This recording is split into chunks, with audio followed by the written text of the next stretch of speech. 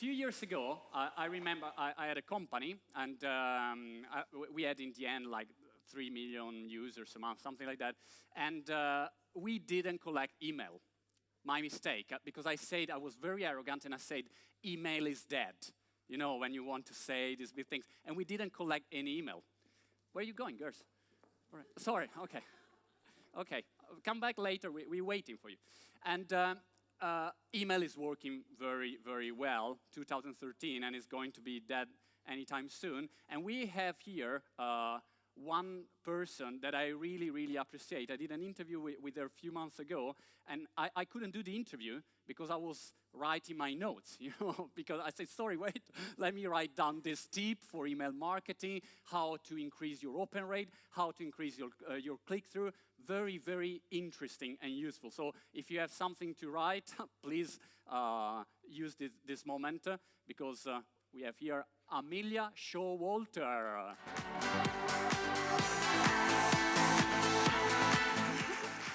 And by the way, Amelia worked for the Obama re-election campaign, so she really knows from inside her stuff. Please. Great. Well, thank you so much for having me here. As he mentioned, I was on the Obama campaign. I was actually the director of digital analytics for the Obama campaign in 2012. And a lot of what I and my team did was use data to optimize all of our digital properties, email, web, ads, social, things like that. But email was a major part of what we did, and most of what I was focused on was online fundraising, raising a lot of money that we needed to run this re-election campaign. So, the challenge. When we started out, we looked back at 2008 at President Obama's original campaign, and that campaign raised about $750 million. But we knew that that was not going to be enough in 2012 because of the special interests that were aligning against us. So $750 million, not impressed. We knew we needed to do better. But when we started looking at things at the beginning of the re-election campaign, we found that things were more difficult with online fundraising and with all fundraising. For offline fundraising, for some of the big gala events, the president himself was less available to do those events. He was busy being president. And then online, we also found that fundraising had changed a little bit. Whereas in the original campaign, average donations online had been, somewhere in the $70, $80, $100 range. Now we were seeing things more in the $30, $40, $50 range. So we were having a fundraising challenge right from the beginning, and we knew that we were going to need to be smarter, more tenacious. We were going to need to innovate and optimize at every opportunity. So I'm going to give you a quick presentation of the kind of A/B testing that we did within the digital department on the Obama campaign. And I'll talk about some lessons that we learned along the way that I think will be applicable to the technology sphere. So, what do I mean by A/B testing? Well, you probably know what A/B testing is, just randomizing an audience and trying out different versions. On the Obama campaign, we took that to a new level. So what kind of impact can it have? Well, this is an email that we sent out. Typically, what we would do for every national email is we'd take maybe about 15, 20% of our list, divide that into several small pieces, and test out different subject lines and different messages. Typically, we would have 4 to 6 different drafts, different emails with sort of different variations on the theme of the day, and each of those would have 3 different subject lines. So we would end up with 12 to 18 different variations that we would send out to very small pieces of our list, wait about an hour, and then get the results back and see what was actually raising the most money. And you can see that the differences are pretty stark. In this case, we had a version 4, subject line 3, was far and away the winner. This is, by the way, the only time I think that the subject line, hey, didn't win. That subject line, hey, like that was actually the most winning subject line almost throughout the entire campaign. If you sent an email from Barack Obama to people saying, hey, people really liked that. But you can see the huge difference. So, we ended up sending out this particular email where it was a particular draft, and the subject line was actually the person's name. This was an email from the president, and that email ended up raising $3.7 million. And we can tell from all the different versions that we had sent out that if we had picked the worst one, we would have raised $2.2 million less. And even if we had sort of picked something at random, if we'd gone with the average draft, we would have raised $1.5 million less. So there's really a huge impact here to testing, more than I would have even thought. And sometimes it's this ineffable, that messaging just happens to hit just perfectly, but it really makes a difference. So as I said, we would, use about 20% of our list on each email to test all those different messages, but we wouldn't stop there. We still have 80% of the list left over that now we are sending this perfect, very optimized winning draft and subject line to, and maybe we would take that, divide that into, let's say, 4 pieces, and we would test out different unsubscribe language, for instance. So, each of those different variations would be tested, and in this case, we would be trying to get lower unsubscribes rather than higher donations.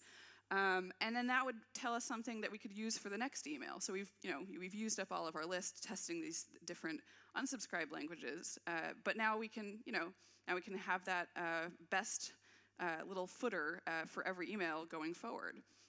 But we wouldn't even stop there. There'd be more testing. Every email, you've seen all these emails that have little personalizations in it. You get addressed by name in an email. For us, we also would ask people for specific amounts of money. Some people would get asked for $5, and some people would get asked for $100 based on their donation history.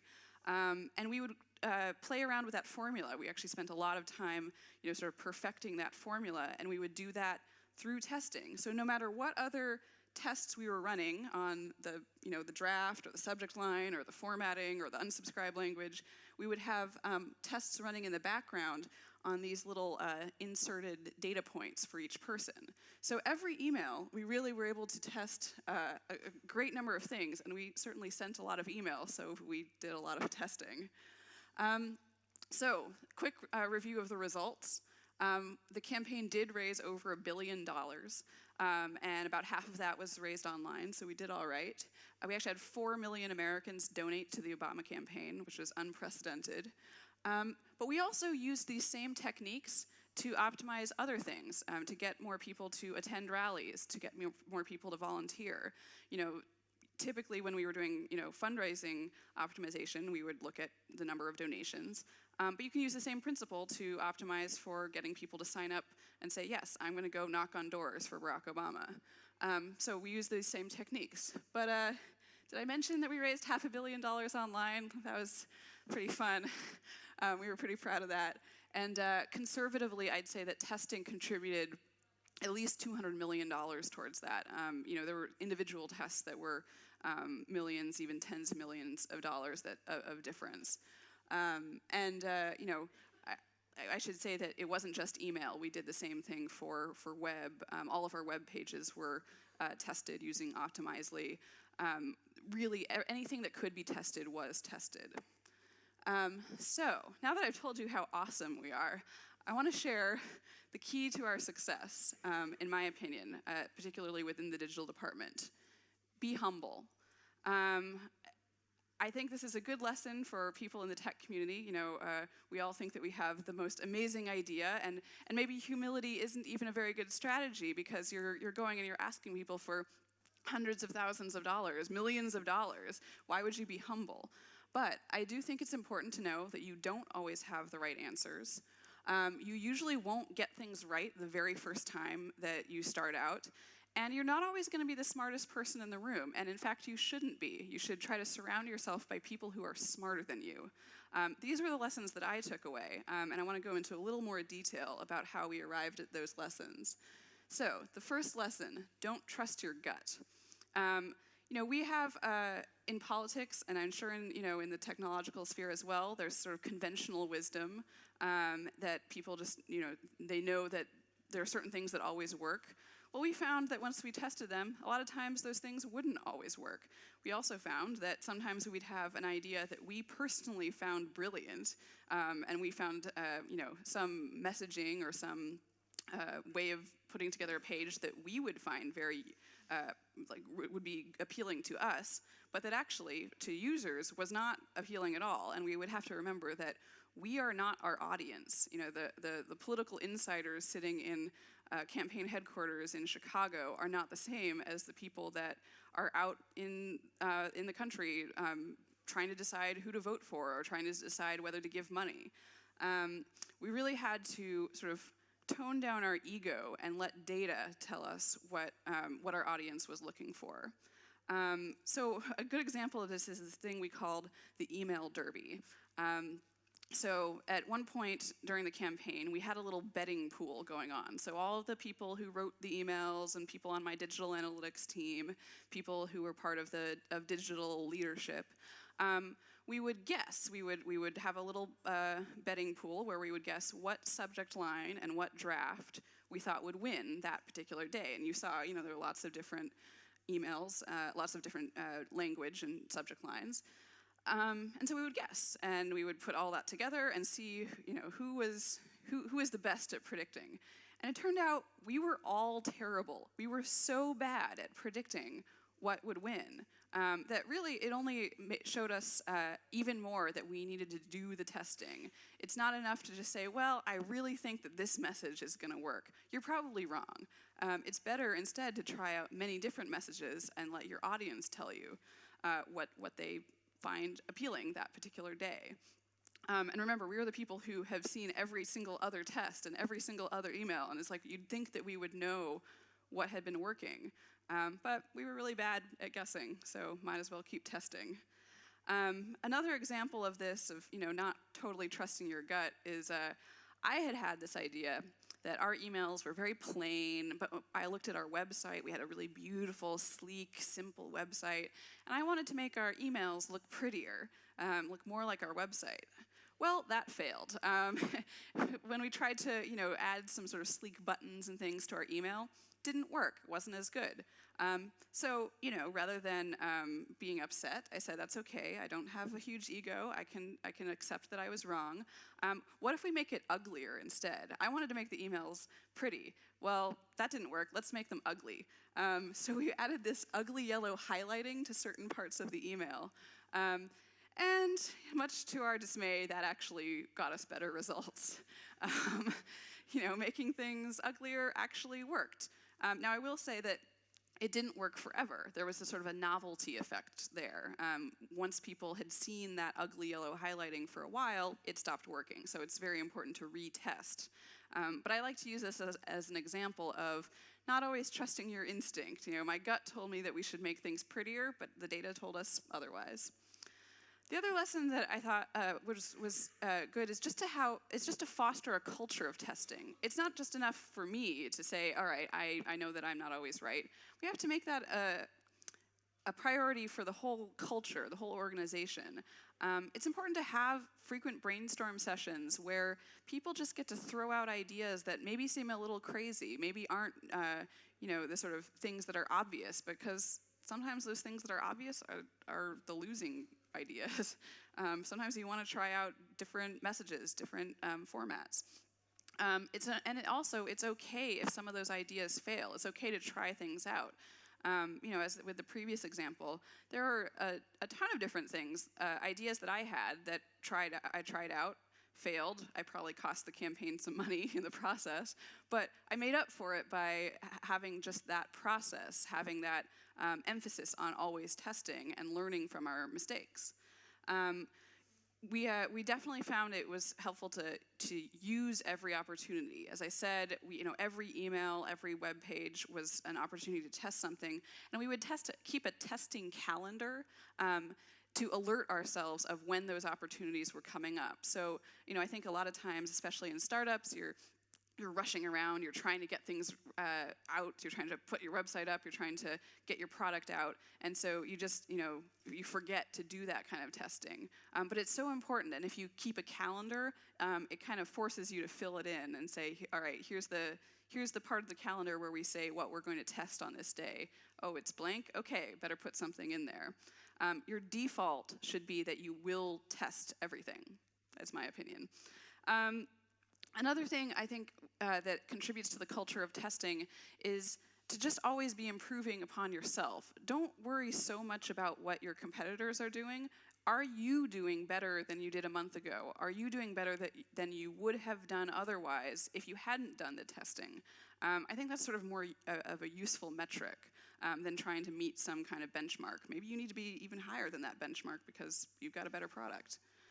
And then also, I think part of the culture of testing is looking for small improvements, not just the sort of big disruptive ones. A good example of this was we were testing out different ways to display our donate page. Originally, we had this sort of long page where you fill out all of the information. If you're going to make a donation to Barack Obama, you fill out all your information on one page and then hit the button. We tested that against tabbed donation, where you fill out a little bit of information, like how much do you want to donate. Then it flips you over to another page where you enter a little more, saying, here's my address. Then, flip over to another tab. All right, now I'm entering my credit card information. And it turned out that got us a 5% boost. 5% may not seem like a huge amount when you compare it to some of those multi-million-dollar improvements that we could make in a single email. But over the course of the campaign, this we implemented, I don't know, maybe 4 or 5 months before the end of the campaign. And we raised a few $100 million in the course of those few months. And so 5% of that is a pretty big deal. I think part of the culture of testing is looking for those small ways to improve. And then finally, it is so important to invest in your team. We had a lot of people on the Obama campaign who had never worked in politics. We looked for the most talented people with aptitude, people who were passionate, and people who had a willingness to learn. We actually sometimes had trouble finding people. I needed more people on my team who could run SQL queries, and maybe I didn't find the perfect person for that. But I found people who were, clearly had the capability to learn, and so their very first week on the job, we said, all right, go learn SQL. And that worked out very well for us. The other thing is, I think it's really important to hire people who are smarter than you. I think some people, when they're at the head of a company or head of a team, they sort of want to keep themselves on top. Don't do that. You want to get the smartest people and get people who are not just smarter than you, but smarter than you in different ways, with diverse skill sets. I think also, we found this all throughout the campaign, that having diverse voices is really important. So for instance, on the email team that my digital analytics team worked closely with, they had 18 email writers writing full-time. They were the hardest working people on the campaign. They would work, 18 hours a day. It was crazy, writing all those different drafts. And I think it was really important to have that many people writing those 4 to 6 drafts every single time, and to have those voices. This is the email team. They're a happy group of people, despite never ever getting any sleep. And then, on my digital analytics team, we also had a diverse talent pool. Some people came from a database background. Some people were more like me, from a statistics background. We had some people that had been doing web analytics, Optimizely, Google Analytics, for years. And I think having those different perspectives was really helpful, because sometimes there was a problem that we faced that could be solved in different ways. And so having those different perspectives was really was good for the testing. This is my team. This is on election day. I think we're a little crazy by that point, but we're also kind of happy because I think we knew you were going to win. My conclusions really are, as I said, be humble. Be willing to test your ideas, test everything, and then also, don't stop looking. Once you have done some testing and you think you've improved, you're not done. You can still make improvements on those improvements.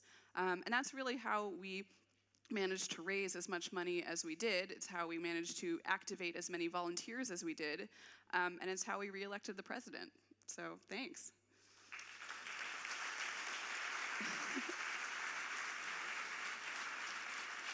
I've got a couple minutes. I got late because I was writing, The last time I spoke with Amelia, you said, the most successful subject was hey. Yes. And I tried. I sent to my mailing list, hey was the subject. No one opened it. Really? Well, maybe you have to be Barack Obama. Hey what? Hey. But you know, you need to be really good one. So, Right. guys, if you have one question, I just come to you, or we just let Amelia go if you're interested in email marketing. You know, you never have to give the microphone away, but I trust you. Okay? Thank you. Hi, Andrea here. Quick question. Test everything. Yes. So, are there examples of situations where testing got you down the wrong path? So, what should you not test? Is that me? Yeah.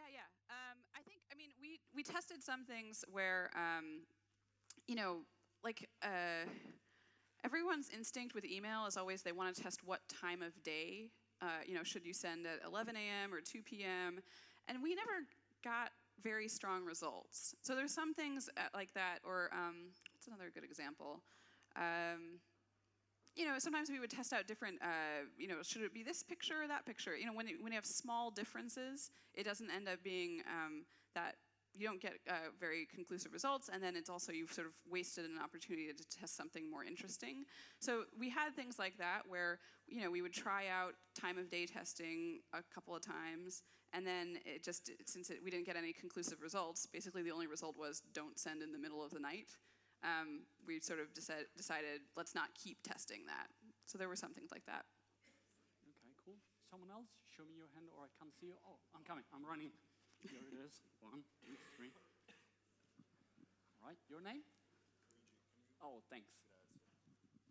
Hi, great job. I tried to buy some merchandise from Barack Obama during the last campaign, but I was not allowed. Yes. The fact that I'm not a U.S. citizen. Right. But you can raise money from company outside of the U.S., but you are not allowed to raise money from people from all over the world. So this will change?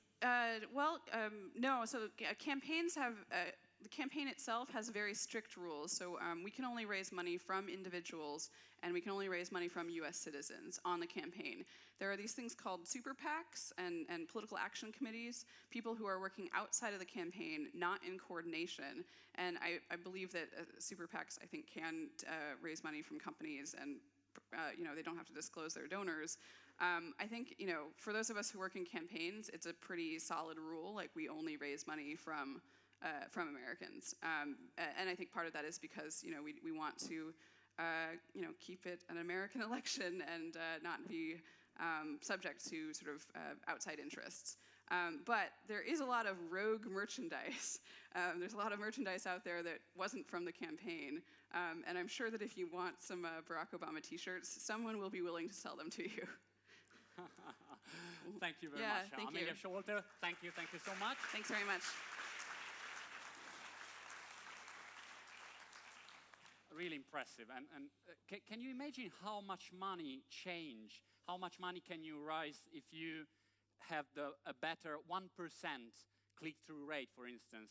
On this scale of number, it changed a lot, so it's very interesting.